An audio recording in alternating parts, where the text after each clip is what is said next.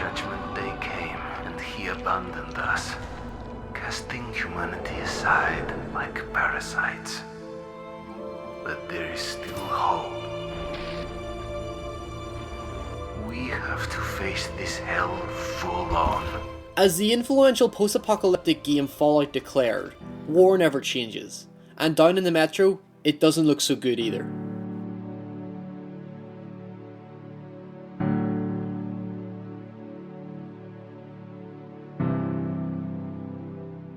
The original Metro 2033 was one of 2010's most underrated games, as it drew players into an alternative Moscow torn apart by a nuclear fallout.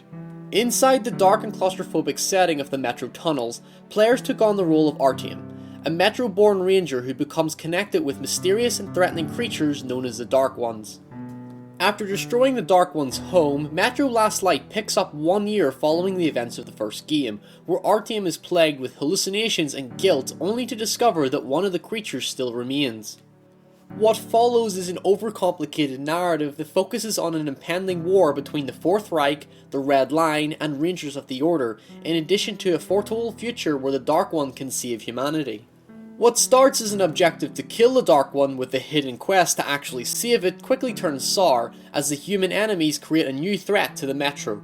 For the most part, the story becomes a little convoluted as a multitude of factions are introduced and several characters give consistently contradicting objectives to the player. While there are twists and turns in the story that actually do come as a surprise, they ultimately become overshadowed as you constantly juggle all the different things that are going on. It's not a bad story, it's just difficult to follow, especially if you accidentally forget to listen or become a little overwhelmed with everything else going on around you. But what does greatly work about the story is how it absorbs you into the world. Every new area that you enter gives Artyom the opportunity to observe, explore, and listen in on conversations that teach you more about the Metro and the people that inhabit it. If there is something that Metro Last Light does extremely well is both the tone and the atmosphere. Visually speaking, the dark, gritty and confined setting conveys the isolation and desperation the characters are feeling, while also perpetuating the fear that danger lurks round every corner. The glimmers of light that shine through from the surface reinforces the feeling of entrapment, and the artificial lighting as it hits your field of vision is almost disorienting due to the gloomy shadows you primarily confine yourself to. It's visuals like this that make me jealous I don't have my friend's high-powered PC. Tonally, the nihilism and morbidity is deeply rooted in the richly detailed environments which each tell their own story. The game sets out to show that hope can be found even in times of hopelessness, and you do truly become invested in the captivating world. Even on the surface, beauty is the foreground of a decaying world. The strong characteristic of tone and atmosphere effectively heighten the emotional impact of the game that brilliantly permeates in the gameplay. Metro Last Light's gameplay wouldn't be the same without the visual style.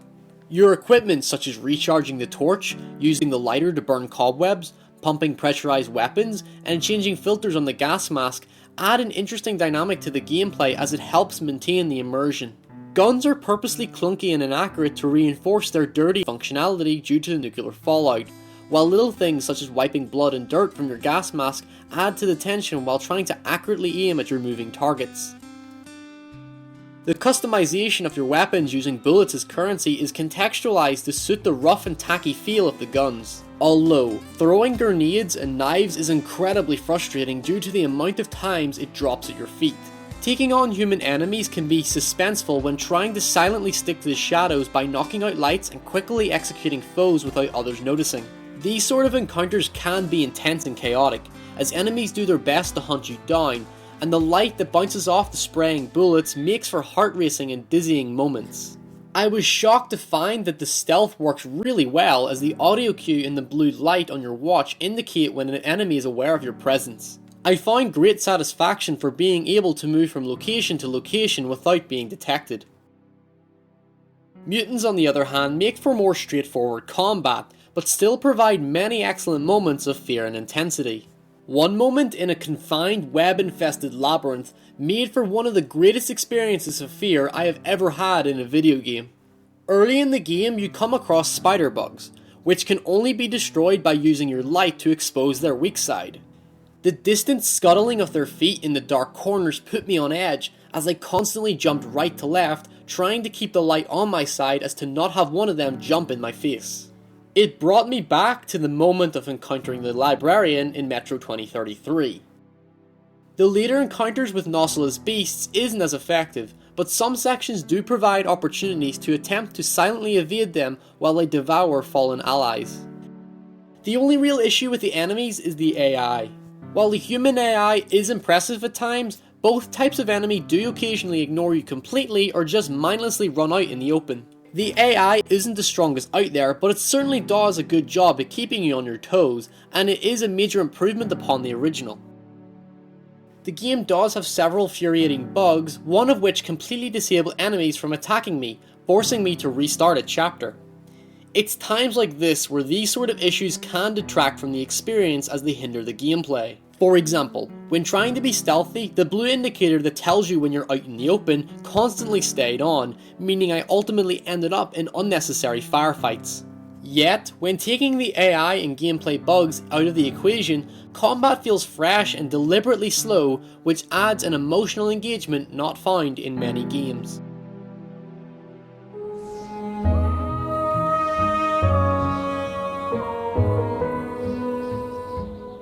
Metro Last Light is above and beyond its predecessor.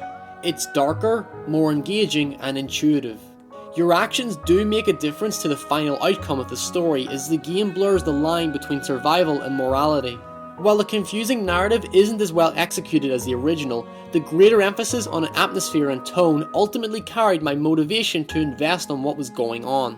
In many ways, while the story should be about the final outcome of the struggle, it's really the journey that matters.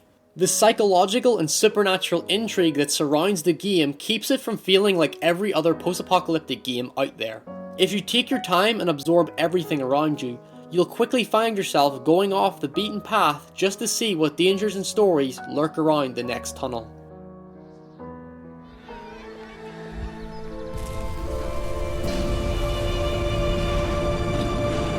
Maybe he is our last chance.